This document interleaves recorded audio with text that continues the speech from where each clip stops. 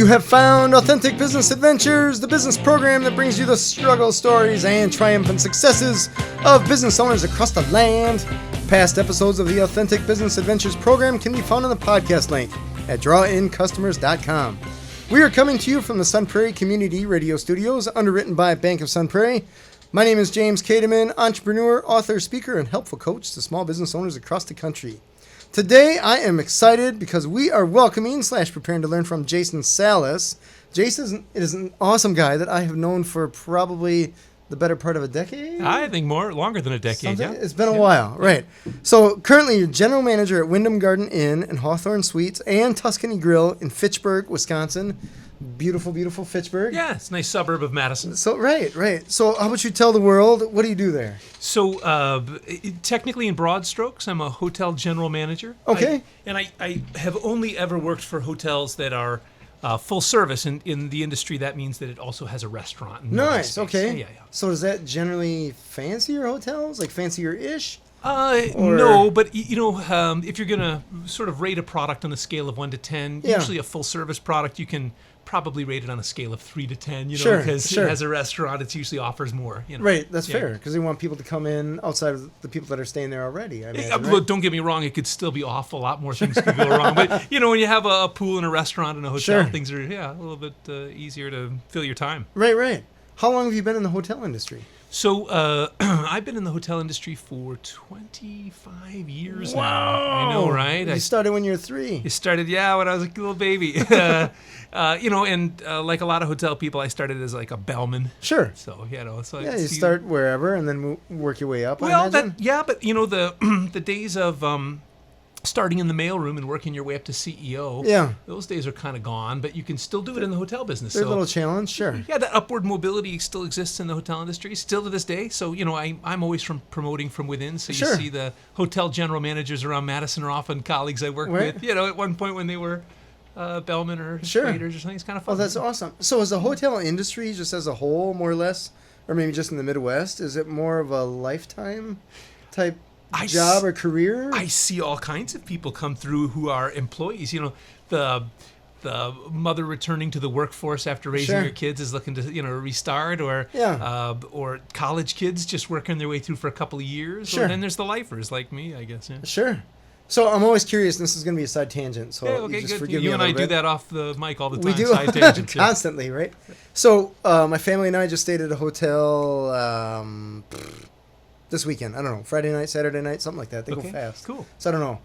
And I'm always curious about certain things that I feel like with any given industry, the consumer should know, but me being just a naive idiot, I just don't know. You come armed with some questions. So what were you thinking about when you were out there? So one is tipping. Oh, yeah. Tipping the, I guess the cleaner person, whoever does that, or just leaving some cash when you leave. Yeah. Right? I had a buddy of mine's dad did that. I just noticed it for the first time about 3-4 years ago.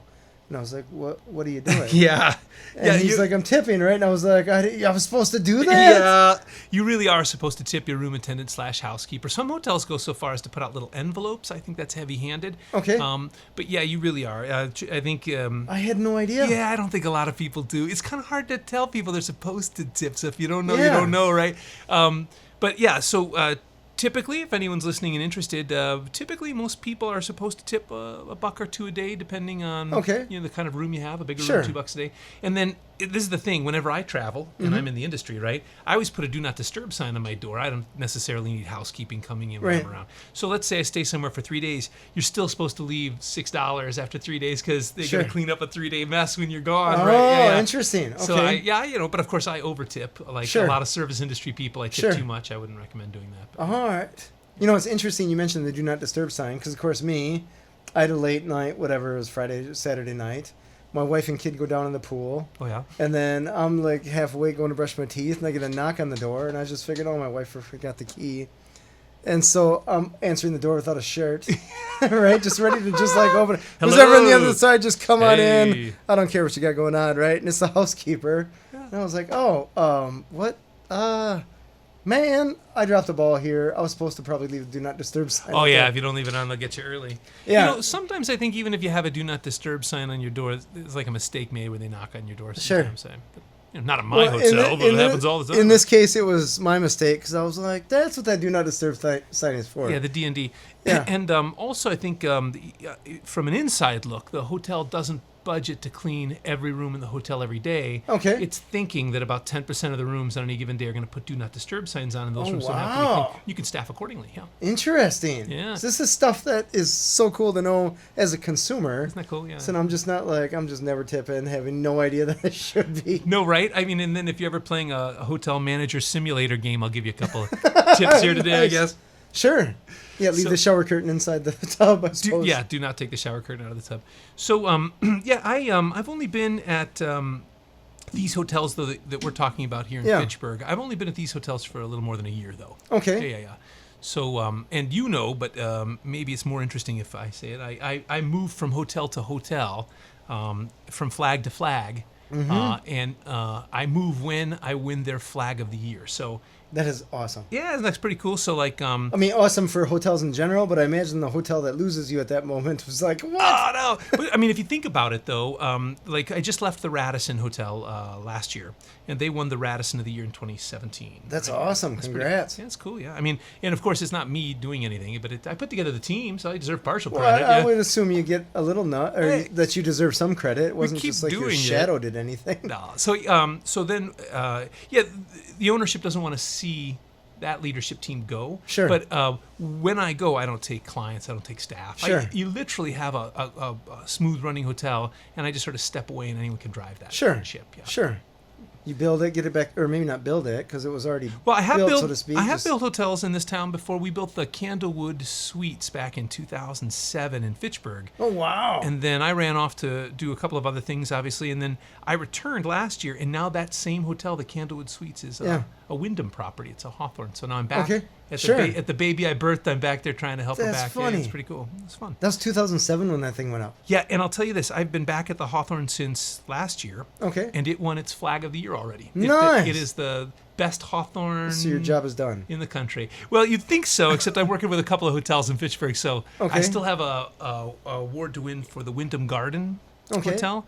And that's, it's sort of in Fitchburg it's on the corner of Fish Hatchery and PD. It's a hotel on a hill. Sure. It used to be a Quality Inn and Suites, and now it's a Wyndham. We'll work towards winning that hotel of the year. Sure. Yeah. So you're managing multiple properties then? Yeah. And and I've done that before. It's not as hard as it sounds if the hotels are close together.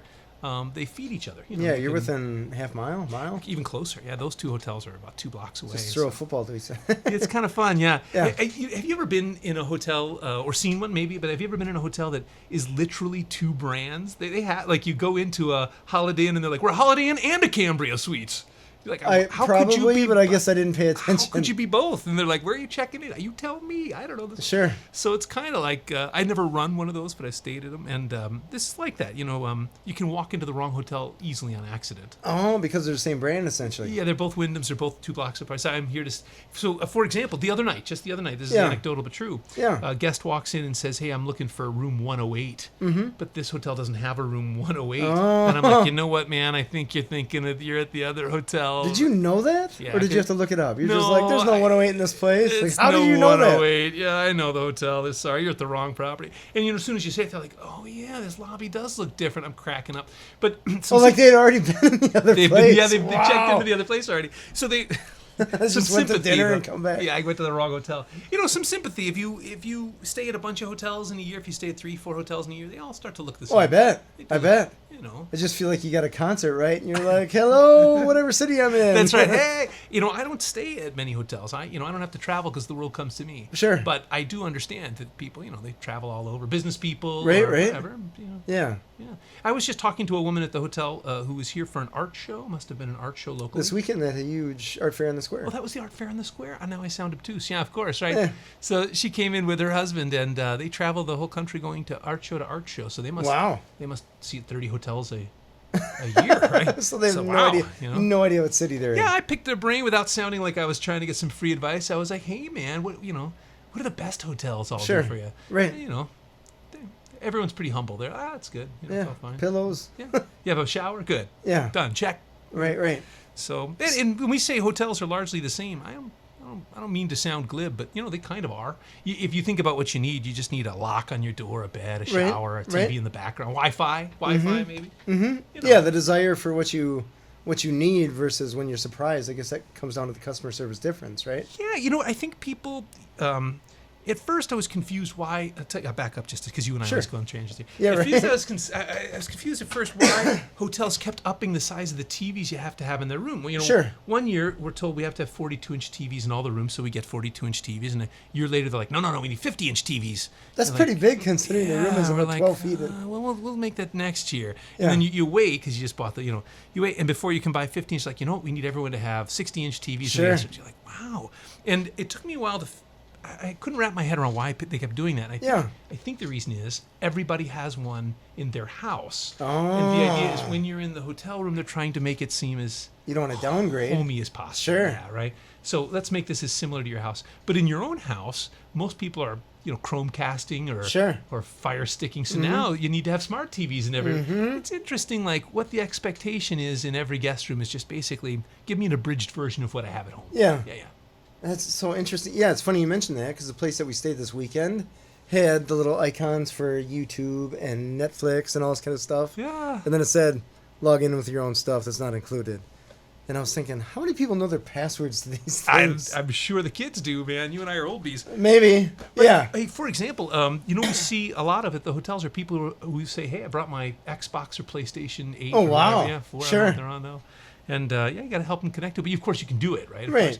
And I just think it's funny that it's always seems to be boys that are trying to connect their game systems. Sure. But, the guests do it from all over the world. Mom and Dad are doing whatever. I just need to be entertained here. From all over the world, though. Yeah, some cats came in from Abu Dhabi, I think. Okay. They had Xboxes, and they're like, hey, help me plug it in. Wow. Kids are the same everywhere, man. Sure, that's true.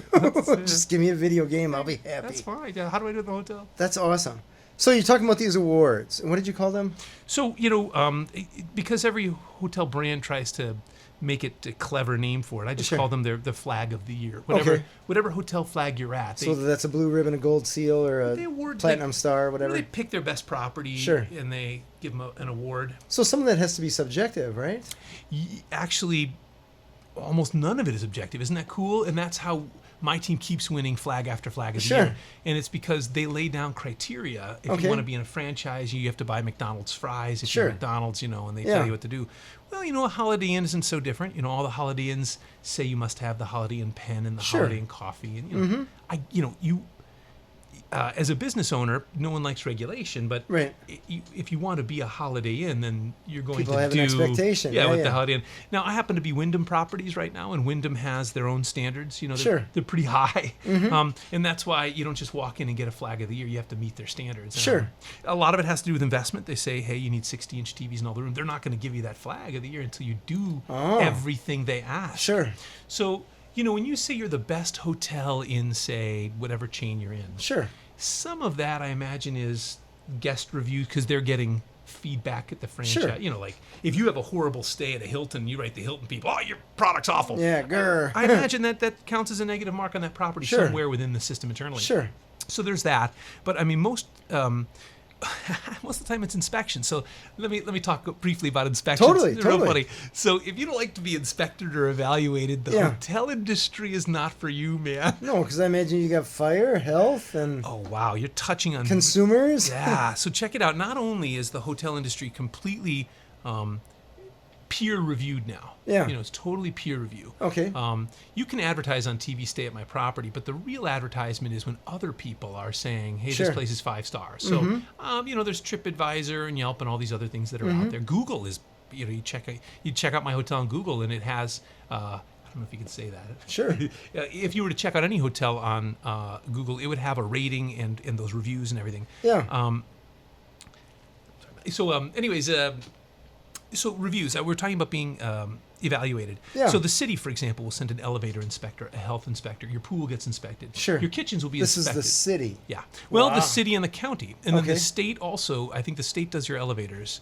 And then there are different health inspectors for your food, for your guest rooms, for the pool. And then there's AAA that comes out to inspect you. And then your franchise comes out to inspect you. And the fire department comes out to inspect you. And then the guests review you. You are... as an innkeeper, you're constantly being evaluated.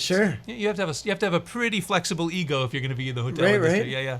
And I imagine just like any time that you have inspectors coming through, you got some inspectors that just want to find something for the sake of finding something. Nothing's perfect, I imagine. Yeah, I mean, no one wants to give 100% to you, but I find most people are pretty fair. You know, Okay. especially people who do it for a living. Sure. Not a whole lot of movie villain inspectors out there. Most of them right. are pretty cool. Yeah, yeah. Sure. Plus, I mean, if you run a business, you probably already know what you have. Like, you know, Better hope so. If you're intellectually honest with yourself, no Yeah. one's going to walk in and be like, "This is what you have." You what? That's what? No one told me the chocolate chip cookies didn't have chocolate chips. That's right. Very good. How was I supposed to know? Jay's very good, man. So yeah, it's like that. So yeah, so eventually you'll be inspected by enough different Sure. organizations, and then within the franchise you are rated, and then when you are compliant enough and give Right. them exactly what they want, and the guests are saying good things, they give you that flag of the year. Wow. They can only give one generally, so Okay. it takes a while to get it. You know? Yeah, I These people bet. have been working at the Wyndhams for years and years, and I just started last So, I year. mean, there's got to be thousands of Wyndhams, or at least many hundreds. Yep, there are hundreds of my flag. The Okay. Wyndham Garden is where I'm working right now. Gotcha. And the Hawthorne Suites is the other hotel, but that's already won its flag for 2017. Okay. It's pretty cool. Nice. So Yeah. your competition, there's got to be a big pool, because it's Yeah. not like you're the only hotel saying we're going to win this thing. True. Um, And it's not just in Madison, obviously it's nationwide, but let's talk real quick about the Madison Sure. hotel industry. Sure. So there are, 80 hotels in Sure. Madison. There's a lot, man. So there's more hotels per square foot of convention space when you think about the Monona Terrace Convention Center.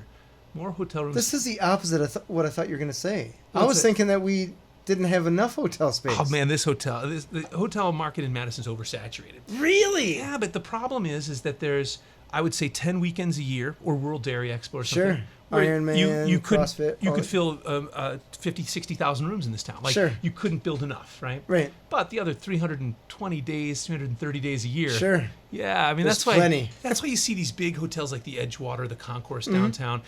You find they are more reasonably priced in January when Interesting, nobody. okay. Yeah. Well, also think about Madison as a tourist destination. Sure. And I've served on the board of basically every tourist board organization in this community. The Convention and Visitors Bureau, Yep, and I served whatever they on call the- it now. Yep, it's Visit Madison. Visit Madison, okay. Or Destination Madison now. Yeah, it was something. I get the It used to be emails. Visit Us Destination Madison. So when it was the Greater Madison Convention and Visitors Bureau, I was on the board for a couple of years. And, I've been the board of the state innkeepers, the local innkeepers, the Hospitality Council of Greater Madison. I love that they call it innkeepers. That's so funny. It's- Just picture a guy with a lantern. Isn't that right? It's like, hey, we're 18th century.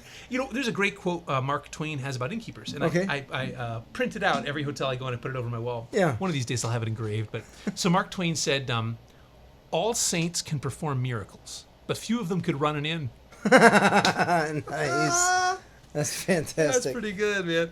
So, innkeeper. That's why I like that name. Yeah. So you're on the board of these Everything. convention visitor I bureaus think I'm and the stuff. current president, if I'm not mistaken, still of the. Did you say you think? You're Yeah, not sure? I think unless they voted me out already. Do of I the, still have a gavel? I don't know. give me office of the Greater Madison Restaurant Association. Okay, Yeah. gotcha. All right. So so if it's tourist related, I've been on the board. Right now, I work more in Fitchburg on the Fitchburg tourism Sure. committees. Okay. But yeah, obviously, if you want to do business in your community, you have to help service the community. Sure. Yeah. Fair. So so there's so many hotel rooms per square foot Of or convention mile space. Yeah, I think more than any city of our size in the country. And so, Interesting. yeah, I would argue that Madison has overbuilt by a long shot, but you won't feel it until November, December, January, February, when Sure. all the innkeepers are wringing their hands. That's crazy. Isn't that wild? And that's because you could think to yourself, we have Promega, Exact Science, Epic, right? Sure. These things do business Yeah. year round, should fill all the hotels. Yeah, except that, when you have a conference at the university in January, it's generally in Vegas. It's in Phoenix. They're leaving. Okay. And the reason is they want good attendance. Sure. Your attendance goes down when the weather is 2 degrees have- Fahrenheit. 6, I suppose, maybe 5 months if you're being nice. So it used to be not the great winter weather. was brutal. Yeah. But now it's down, thanks global warming. It's down to about 3 months. Sure. So Madison becomes a 9-month market. Right. Okay. And so 9 months out of the year, Madison does okay. Sure. Occupancy-wise, it's kind of leveled out. Maybe it's Right. going down a little bit. Okay. Yeah. It should really stop building, but we keep building. I think the idea is you keep They building. totally keep building. Yeah, but I think the idea is that there's 800 new rooms this year. 800 new rooms in the market. So how many hotels is that? Is that It's got to 3? be 4. 4? Okay. Yeah, right. Because The Home Springs just went up in Hilldale. Okay. There's a new Holiday Inn out by American Center. Mm-hmm. The Indigo opened up this year. Okay. Run by some friends. Yep. Oh, hey, let me expound on that. Sure. So there are 80 hotels, maybe. I'm making up that number, Roughly, but it's sure. roughly, yeah. And we're all kind of friendly. That's good. It's fantastic. I have never met such a cutthroat industry where we're all we're all fighting for the same piece of business. Right. And everyone is so friendly and cordial. Man, in the copy repair industry, it was not. No. No, I think it'd be safer to sell crack. I know, right? They're coming after your business. Oh, yeah. Yeah, it was brutal. It's interesting because I come across the majority of business owners that are sitting in the chair that you sit in right now. They're cool, right? Yeah. People that they talk to, competition-wise, they're cool, and everybody at least helps each other, maybe at an arm's length level, right? I understand your competition, but you need an extra cup of flour. I'll hook you up, Yeah, right? right. Yeah, in the copy repair industry, it was not even a little bit. It was interesting because I was like, "Hey guys," and they're like, "Get out of here!" Get out. Yeah, so That's it's good to hear. So I don't know. Like, I imagine in my mind that insurance and banking must be like that in this town. Sure, where everyone's so competitive they maybe can't afford affability. But right. For some reason, maybe it's because the nature of innkeepers is that it's hospitality, right? That they're all hospitable towards each other. I hope so, but I imagine also how long do people stay at a given job? That's a great question. So I have little kids, James, and I was told to no longer ask them what they want to grow up to be because kids are now expected to have several jobs when they grow up. Based on the resumes that I see, people don't know what they want to be for 3 months at a time. So you're supposed to ask little kids, if I understand this correctly, you're supposed to ask them what problems they want to solve. Wow. And then if they can articulate that, they'll find their way Sure. out. So let me ask you that question, James. What problems are you trying to solve? Boy, I don't. I got to think about that. I know, one. right? Yeah. I know you enough. You're trying to help with business efficiencies and things like that. Yeah. So you're trying to help with people. With Yeah, their you're business. helping small business. It's interesting. I have to pause a little bit here and just do a little digression if you don't mind. Yeah, right. I've been interviewing a lot of people for Calls on Call and stuff like that, and you talk to a lot of business owners through business planning class, blah blah blah, right? So I'm meeting a lot of people. Okay. And I hear routinely, I just want to help people, and I just want to puke a little in my mouth. But they probably do. Maybe to a point, but it's just so cliche. Yeah. Like, do you? Well, also, maybe you want to help people, but could you be more specific? Maybe, How yeah. are you going to help people? Yeah, so part We of all it's wanna like, help people. yeah, I kind of want to help people too, but I feel like That seems so like cliche. and it seems like a non-specific answer, as though maybe you don't know what your real answer should be. Yeah, I guess. So you're giving an answer that everyone can appreciate. Maybe. Yeah. Yeah, the opposite. I don't want to help people. Yeah, what I really want to do is screw people over. I just want to drive on the belt line and just hit the brakes as hard as I can. Yeah, right? we're not out to get people. So no, it's an interesting. I guess in the neighborhood you want to help people start their business, run their business, all that jazz. So and it's fun. Yeah. I guess I want to have fun. You Can know, that be an answer? Yeah, but I was about to say doesn't everybody, but maybe not. Actually, maybe not everybody wants. I think to there are have fun. some people just looking around that seem to be entertaining themselves just by being depressed. But I do think it's safe to say that everyone wants to work at a place where it's got if their definition of fun, right? Everyone Sure. wants to work in a fun place. I've never been in your office, but I bet it's a more fun environment than it would otherwise be if you weren't running it. Yeah. I get told. One of my employees told me that she loves listening to me on the phone because she can learn so much. Oh yeah. Why? Like on how not to behave. Maybe. There's probably certain times. But whether it's a call on collections or something like that, or it's a sales call. Is she talking about like your diplomatic style or something? I think so, which is interesting because sometimes I'm not very diplomatic. Oh no. Like when it's been a few months and you haven't paid, then the diplomacy kind of goes away. So, what would forget difficult because we don't want difficult. What's the funniest phone call you've ever had to make for business? Oh boy. Well, maybe not the funniest. What's a funny example? Yeah, I gotta try and pick the hyperbole. I had the biggest challenge that I have, and this is where I have a challenge from a sales point of view. I like to tell people to paint them a picture of honesty, and I do that in partially just because I feel like honesty is the best policy, and partially to help them understand where I'm coming from. So in relation to calls on call specifically, right? We answer phones for businesses that generally speaking need someone to answer their phone. Yeah.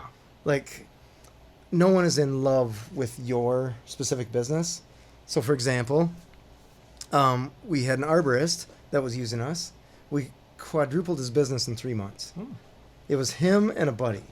So when you quadruple an arborist business and it's him as a buddy, he needs to hire people. Sure. Yeah. To get that, right? And so we can see from the data point of view, like, look at all these things that we're scheduling, and you're scheduling this guy out 2-3 months, and there's only so much summer to climb trees and stuff like this, right? This guy calls me up and he's like, James, I got to stop. I just got to stop calls on call. And at the time, I was into this whole Tony Robbins stuff. I still am a little bit. Yeah. But it's like I was rah, just pounding it crazy, right? Growth. Yeah. Which I still hit that pretty hard. And this guy calls me when I'm in the middle of this, and I'm like, where's the, like... Yeah, we're doing great. We quadrupled your business. Yeah, we're doing... The metrics are fantastic. Yeah, like, what is wrong? And he's like, I don't want to manage people. I just want to climb trees. And he told me he could self-regulate, right? When he's busy, he was in a tree, so he couldn't answer his phone. When he's not busy, he's on the recliner. He can totally answer his phone. And I was like, dude... The problem is I'm got too much clients. All right, well, that's an interesting problem to have. So I asked him straight up, I'm like, you're high 30s, low 40s, whatever. Now I don't know how old you are. But in 10 years, you're going to be 10 years older. And in 10 years after that, you're going to be 20 years older. How long will you be climbing trees? And let's just say something bad happens, you break your leg. Like, you're the sole provider for your family. What's going to happen then? I don't want to say that bad things are going to happen, but you're kind of toying with... high-risk job, too, aren't You're you? slapping fate in the face saying, I dare you, right?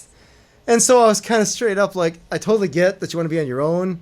You could take the calls that you're getting that you don't want, sell them to another client of ours, right? And more than pay for our service, cherry pick the jobs you want, and you'd be all good, right? And I was thinking, this is awesome, right? We can totally do this. Sure. And then he's like, no, James, when people call me, they want me. And I said, time out. No.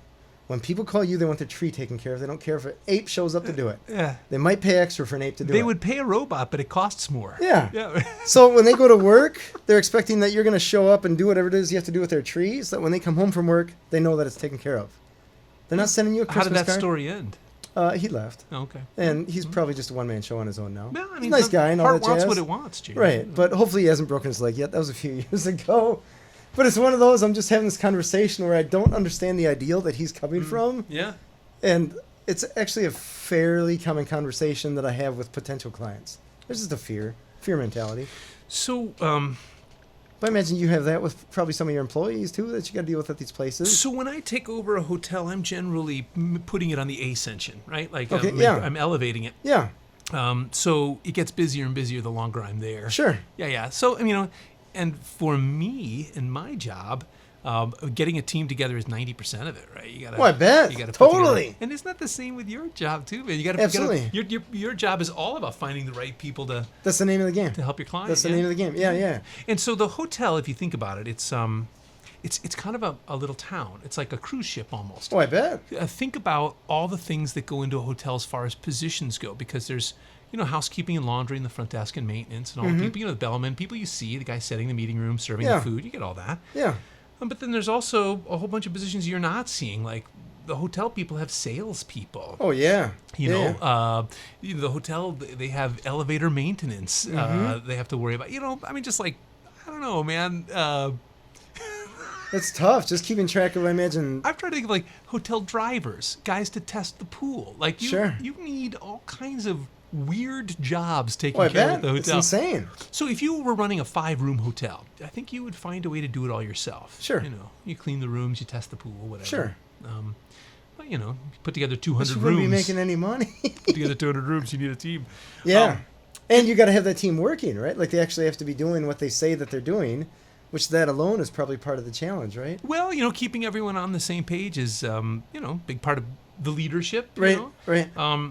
I have always been a guy that likes to lead by examples, a bit of a oversimplification. Sure. But, I am always picking up cigarette butts in the parking lot, Sure. or like changing garbage in the lobby of the hotel. And I like it when employees see me do it, Totally. so that they realize there's no job below the GM, there's no job below me, kind of thing. That whole job, that whole deal. But hopefully, we've brought in people that will, keep the mission of the business in their mind, and then. So I want to ask you about this because you made a perfect segue to people here. Yeah.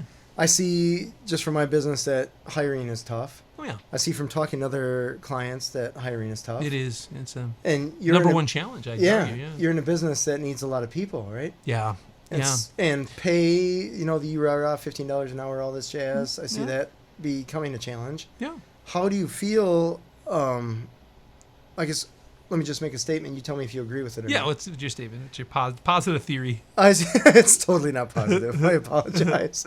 So I see that the cost of employees is going up because they want more money and inflation, blah, blah, blah, right? Yeah. But the value of those employees I see is going down because loyalty is not what it used to be. Oh, I see what you're saying, yeah. So you have to hire, retrain, all that kind of stuff. Deal with when somebody leaves for whatever reason, you still have to replace that person, and it's not a apple for apple. That's You're true. starting out with an orange that you have to train to become an apple kind of thing. And I have some friends who invest heavily in training their employees. Sure. Some hotels will really invest, like pay for your classes, do everything, Sure. right? And I don't hear anecdotally that those employees have any longer retention than any other I bet not. situation. Mm-hmm. I think what will really make an employee stick around the longest will be their personal situation, like Sure. if they can, Mm-hmm. and then how comfortable you make them. And I don't just mean like with their job. I mean with their money, with their job, Sure. with their security of their job, Sure. with their satisfaction of their job. I mean, Yeah. the appreciation you show and stuff like that. You know, I imagine guys like you and me are pretty good about showing appreciation to employees. When they do a good job, you're probably quick to I do what I comment on it. can, but I probably don't do as good as I should. Really? You're such a positive cat, man. Well, you never know. Like, there's so much going on. You're spinning so many plates. You're like, I said thank you, right? I think I said thank you. I'm pretty sure I said you're a thank Tony you. Robbins guy. I remember when I was first starting in hotel management and I was reading the books. I was like, how do Sure. I manage? And they would say put 12 pennies in one pocket, and every time you compliment an employee on their job, shift 1 penny to the other pocket. Okay. And keep going until all the pennies are gone. Okay. And if you haven't moved all your pennies and you haven't complimented, you went through your day and you didn't pay enough compliments. Oh, interesting. And so I found I would get 12 compliments out in my first hour. Sure. I'd be like, hey, good job, nice suit. Way to go, Bill. No more pennies. I got from the lobby to the stairs. I complimented 12 people. Sure. But yeah, so obviously, authenticity is key. But most of your employees are doing a great job. Yeah. They need to hear it just like you do. Sure.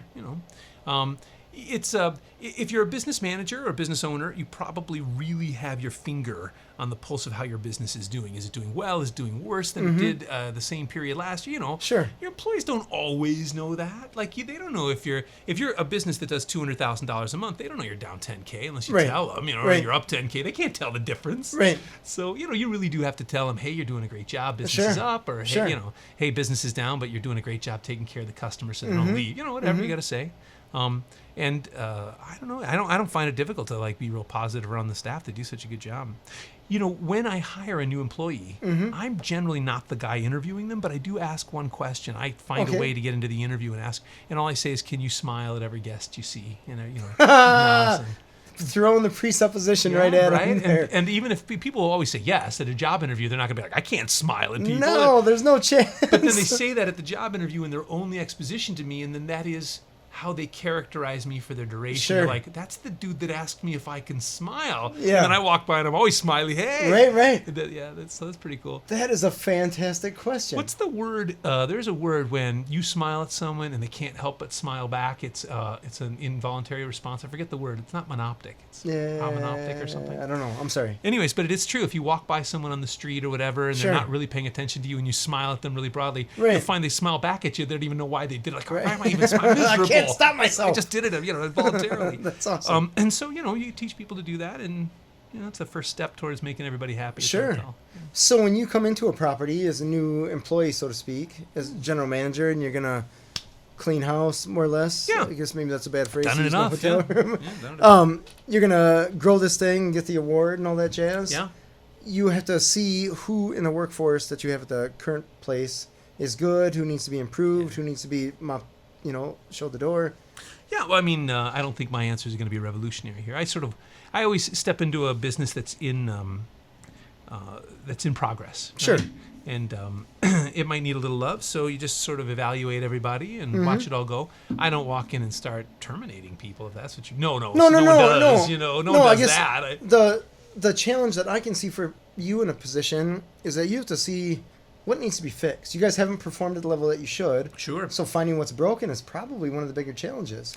Yeah, but I have a guy, Federico, I travel with whenever we take over a new hotel. I always take him with me. Do you really? Yeah, I got one guy I Oh, take that's with me. fantastic. So a new general manager, when they come in, presumably always to take over after me every hotel I go, Sure. they'll want their own assistant. You don't want to inherit someone else's assistant. That's a little weird. Mm-hmm. So I don't take any employees, but I always take my assistant. Wow. Yeah. So we've won 4 different Flags of the Year together. You and Federico. Me and Federico have won 4 different ones. We just won the Radisson and then the Wyndham. Wow. And we did that pretty close run in a row. But we also have a Choice and an IHG award. IHG is the Holiday Inn brand. Mm-hmm. Choice is all the quality and sleep in those guys. Gotcha. Yeah. Sure. So and I've got another one without him, but I got 4 with him. And we're going to stick around until we get one more with Wyndham, and then we'll... I think I'm out of flags. I think the only flags I haven't won are going to be Hilton and Marriott. Okay. And there's a couple of those here, right? Yeah, there are, but they're all run by the same company. So if you want to work for a Hilton or a Marriott Madison, then you have to work for North Central Group. It's the only company that runs them. Oh, yeah, interesting. Wild. It is wild, yeah. So are you stuck not getting those? You can't. Well, I have a lot of friends at North Central Group, but their management style is a little different than mine. Okay. I'm kind of a goofy, eclectic dude. Turns out, but that's a good thing. It turns out I got a track record of success, but I'm not everyone's cup of tea. Sure, that's fair. That's totally fair. Yeah, it's totally fair, man. You know? I would say that in the positions that you and to a point me are in, no one's gonna love us. Like, not everyone is gonna love us because you got to have a certain personality to do what you do. That's true, but you and I also have been in sales long enough that I think people in this industry, in your little niche industry, they're seeking you out. You know, at this to a point, they're finding you. Yeah. You must get headhunted all the time, then, I imagine. Yes, but I make commitments when I start. I'm not just going to take off after it's too disruptive. Right. So you make time commitments, you stick around. It's like, do I look like a millennial to you? So let's talk about something a little bit... you want to talk about staffing, but I want to talk about something a little sideways there about commitments. I once had to sign a non-disclosure agreement. Okay. When the chain smokers were staying at the Radisson Hotel. I was managing the Radisson in Madison. Okay. And by the way, Radisson, Madison, I laughed every time I answered the phone. I didn't think I was going to leave unless they built a Hilton in Chilton, but nice. I know, right? So I want to go to the fantastic. Wyndham. Fitchburg doesn't really rhyme, but okay, we'll go there. Wyndham! Well. So, what was I talking about? I think I was... Chain smokers NDA, non-compete that's right. Or non-disclosure. So, non-disclosure. the lawyer made me sign an NDA, and at the time, I just didn't know who the chain smokers were. I was like, look, I'll sign this NDA because I want the When business. you first said the chain smokers, I just figured it was a group that really liked to smoke. It's a band, right? Yeah. Okay. So I tell the lawyer, I'm like, look, I'll sign this NDA, but I can't name a song these guys sing. Like, can you help me out? Yeah. And this lawyer, he's like wearing a 3-piece suit. He's clearly like some major metropolitan. He starts dancing in my office. He's like that tattoo on my shoulder with the something back in Boulder. I'm like, not feeling it. I was don't know cracking up. I was like, well, feel it, man. Get into it. Go for it. Be yourself. Show your crazy self. Safe place here. It's all good. It's all great. My goodness. That was pretty funny. What did they want you not to disclose? Like, without disclosing it? Well, I think they were, performing in Madison, and they don't want newspapers getting gotcha. interviews or fans finding out where they are. The creepy fan, I'm sure they got that one weirdo, But that's the cool part about being in the hotel business is I often bump into celebrities. That, he wouldn't. Well, they got to sleep somewhere, right? Right? Yeah, it's kind of fun. When I was working at the Park Hotel in the Capitol Square back in the 90s, that was where I ran into the most interesting celebrities. Who's that now? I remember, I think I had escorted 3 different senators through the kitchen. Because senators always go through the kitchen. They never go through the front or back entrance. They always go through the parking garage kitchen, right? Sure. Just like in the movies. Right. Secret Service is like, you go first. Right. Okay, I'll go. Thanks for letting me go first. Yeah, nice. Yeah, sacrificial lamb. You'll let us know if anyone's shooting at us. Right? Okay, yeah.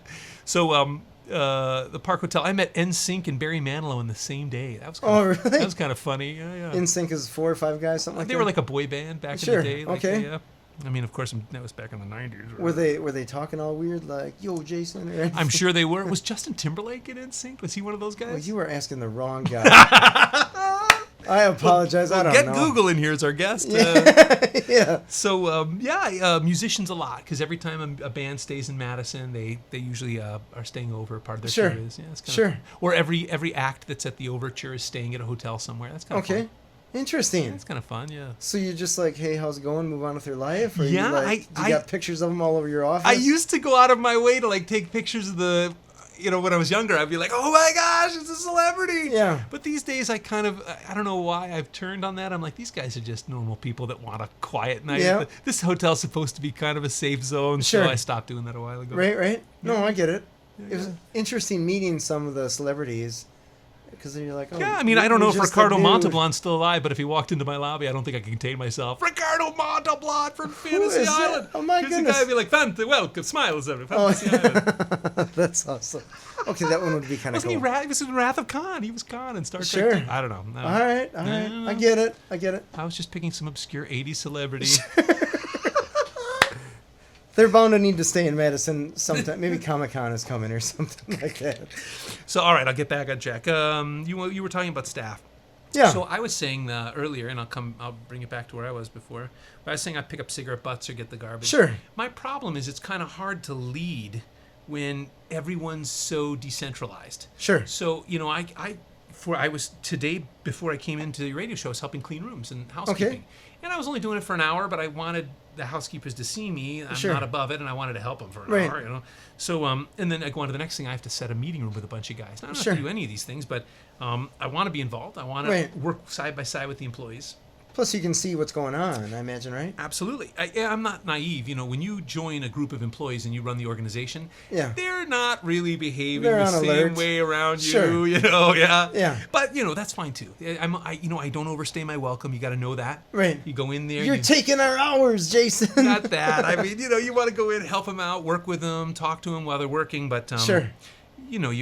You got to let them be themselves too. Sure. You're there too long, they'll be like looking sideways. What's wrong? What Yeah. am I doing wrong? what did I do? Right. I get you. But the hotel really affords that opportunity. I can work the front desk. I can drive some shuttles. I can clean some rooms, wait Nice. some tables, whatever I want to do. So whenever you have suggestions or from opportunity for growth, we'll call it, for some employees, you have a background where you can say, like, I know what Yeah. you're doing here. So I do believe this, especially if you're a small business owner or a manager, that you can't be held hostage by any of your employees. You have to look. I'm not recommending this, but you have to be able to terminate any of them Sure. on any given day and then Yes. fill their spot. Everyone is replaceable. Yeah, and they have to be. And at the hotel, it's all in real time because hotels don't close. Right. They're open every weekend, every holiday. Yep. They're always open 24/7. So if that guy in the third shift is drinking on the job and you got to fire that, you have to be able to fire that guy and fill in. Right? Sure. You have to be able to do that. Yep. So yeah, I can do that at my hotel. I wonder if that's easy to do it, like Saris Bicycles. They're like, we got a workforce of 1,500 people. It's all manufacturing. The guy's like, I can't just fill in. I mean, come on. Right. Yeah, I wonder. I know, well, in our case, right, we have 3 full-time people. You lose one, that's 33% of your workforce. Well, you can do it temporarily. So I'm just couple like, hours. What if, like, let's just say Walmart, a third of their workers just all of a sudden one day walk out? Yeah. Like, that'd be a tough nut to... In this town, handle. recruitment retention is tricky. It's It is. very, yeah. It is. I mean, I have better success at my hotels maybe than some, just Okay. because I'm bringing in people that I want to work with. Sure. And then by default, we kind of set up a little bit of a culture that everyone Oh, nice. is comfortable in. Sure, I don't want to overuse the word culture, but you provide That's an a atmosphere. very important word, though. It is. You want to provide an atmosphere where even though it's hard work, people Yeah. don't resent you for it. Yeah. Like, hey, That's fair. yeah, right, That's you totally know? fair. Yeah. And a lot of it's pay. Like people say pay is not important. It is. It It's is. probably the main reason they're working. It is. But but that's the thing, right? Is that the guy down the street can offer them the same money and would they go? Sure. What if you're paying someone a very reasonable wage for the work they're doing and they're happy with it? They're not asking you for more money. I got the wage I want.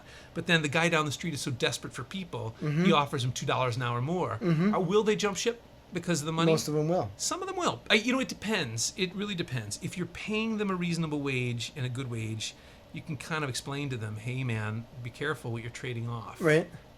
I've The had that conversation a few times. They still walk. sometimes it's not they don't really have a choice. You got, bills to pay. Right. I don't blame people for leaving for more money. Yeah, in the end, I guess we're not dealing with people that are making 6 figures a year, so it's probably a financial struggle to a point. Yeah, everyone's making ends meet. Right. So, I don't begrudge that. But I mean, these days, the starting wages are double-digit wages. It used to be... Oh, yeah. Used to be, I think...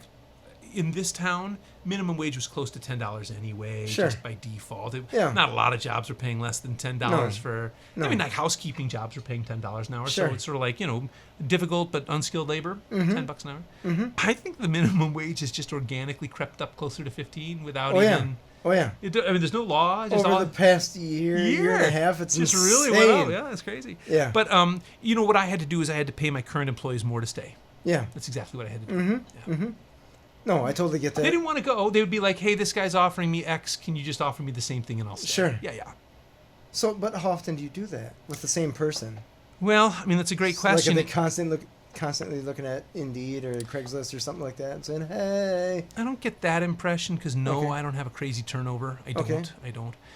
But what you do see are people coming in for a side hustle. Hey, can I get a part-time job working 2 days a week? Oh. You hire them to fill those gaps. Those employees tend not to have the longevity. Sure.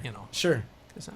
Because it's not necessary. They can always find another part-time gig. And they really were just in it for the side money, and as soon Sure. as you can make $20 a day more, you'll go somewhere else. Yep. I got get that. It's not your primary bread. I Right. get it. I wish that, just because I'm at the head of the organization, right? I just wish people were a little bit more considerate to me and they give me more notice and such. Right. But or to let you know where they're coming from. yeah, I don't, like I say, I don't have the crazy turnover some cats do, so it's not Sure. not too bad. No, I get it. I wish I've been dealing with employees for a long time. Well, you've been dealing with employees longer.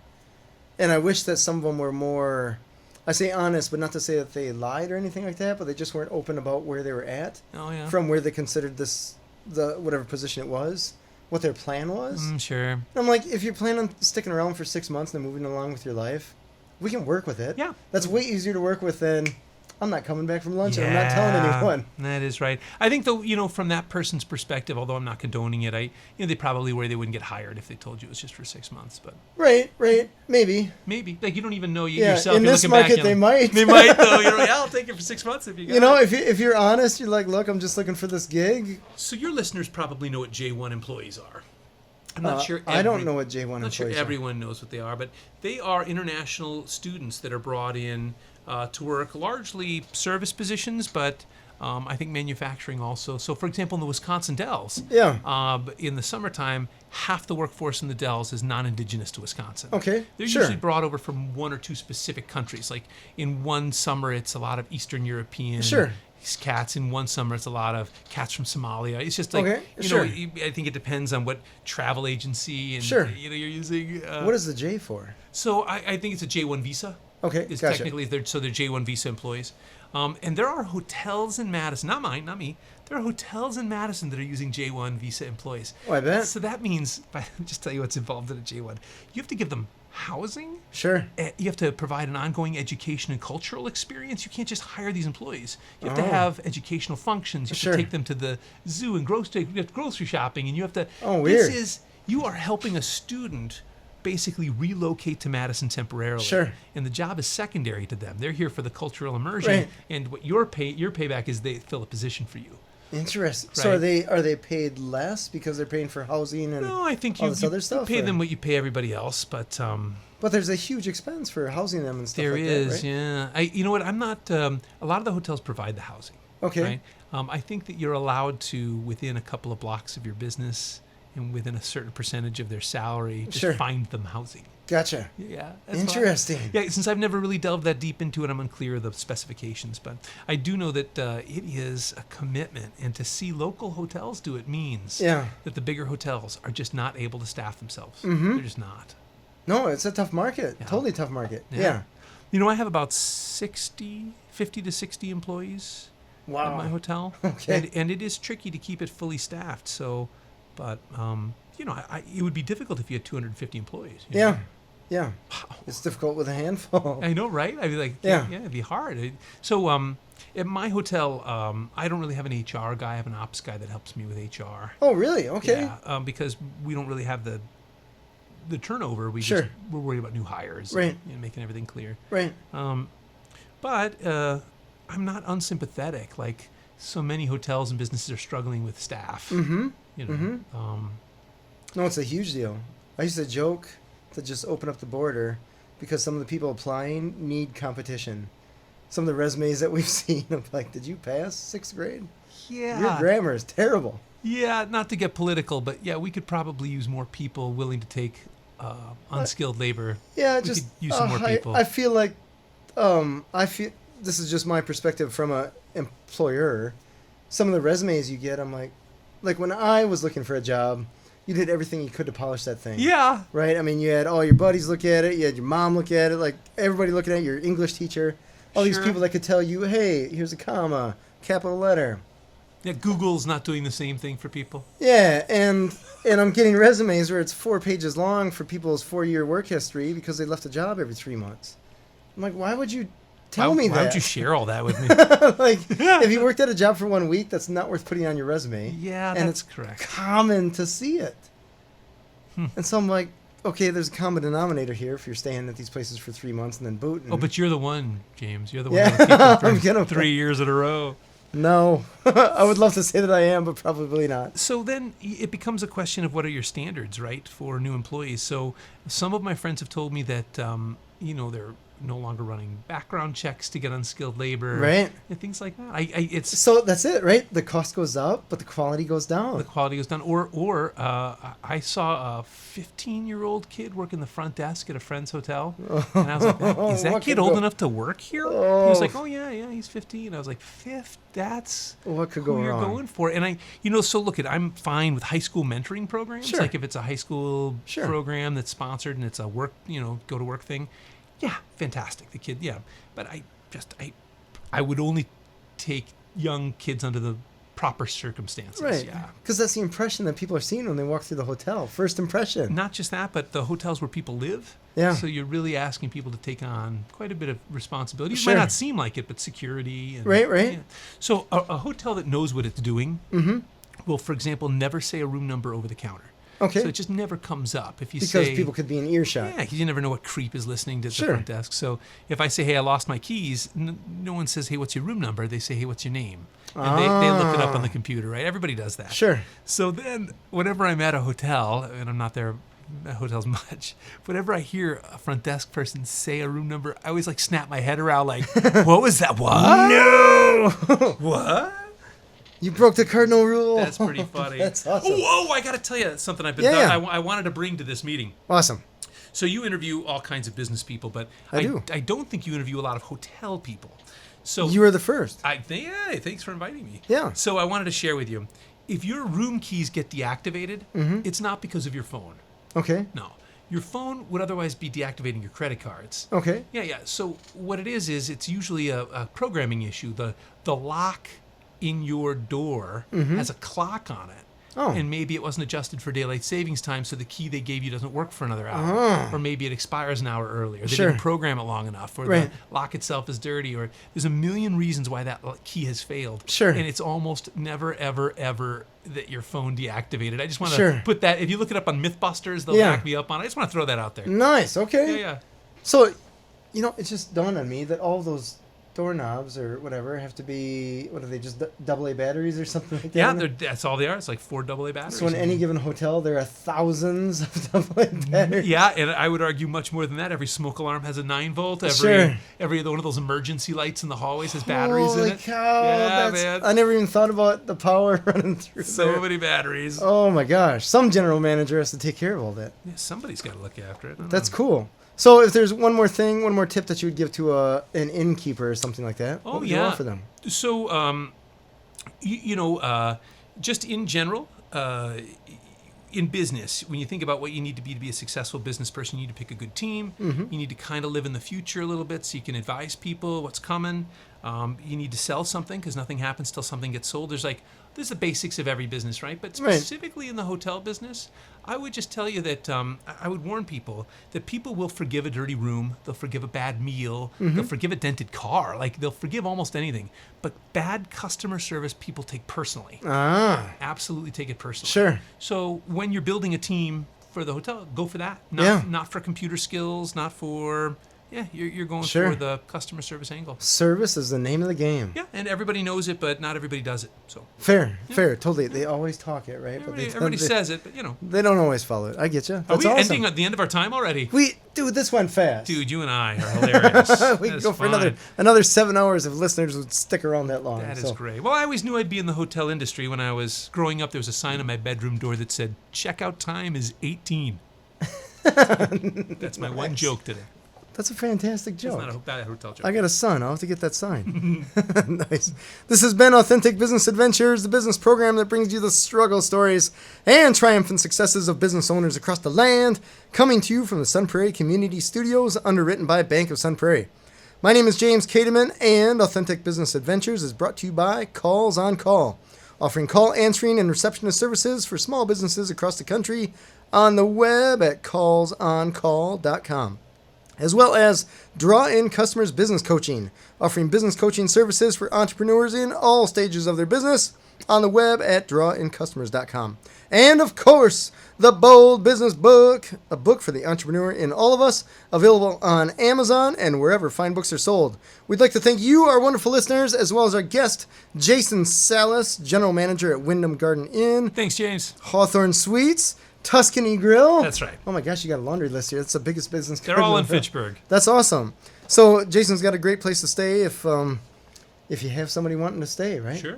And help him get the award for being awesome, That's right. Get the award. Find us airing on 103.5 Wednesdays at 1 p.m., Sundays at 2 p.m., as well as at sunprairiemediacenter.com. Past episodes can be found morning, noon, and night at the podcast link, found at drawincustomers.com. Thank you for listening. We'll talk to you next week. I want you to stay awesome. And if you do nothing else, enjoy your business.